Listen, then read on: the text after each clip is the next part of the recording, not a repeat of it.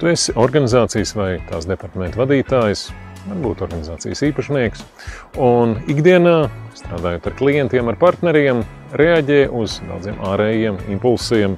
Vienam vajag to labāk, ātrāk, precīzāk, vienam to vajag vairāk, plašāk, skaistāk.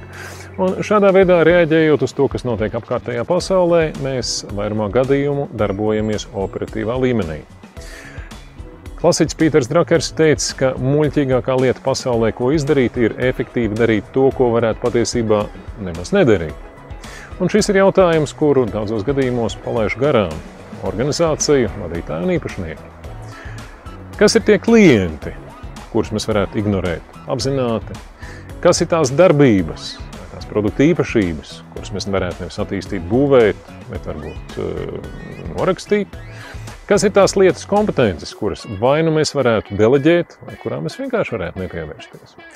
Atbildot uz šiem jautājumiem, organizācijām un profesionāļiem ir iespēja savu un savu komandu resursu virzīt mērķtiecīgāk, tālredzīgāk. Apmācību aģentūra Master Training ir izveidojusi kursu Stratēģiskā vadīšana, kurā mēs esam apkopojuši principus, paņēmienus, rīkus, modeļus, kas uz šiem jautājumiem atbildes un arī līdz ar to saistīto skaidrību ļauj iegūt jums un jūsu komandām pašiem savām rokām.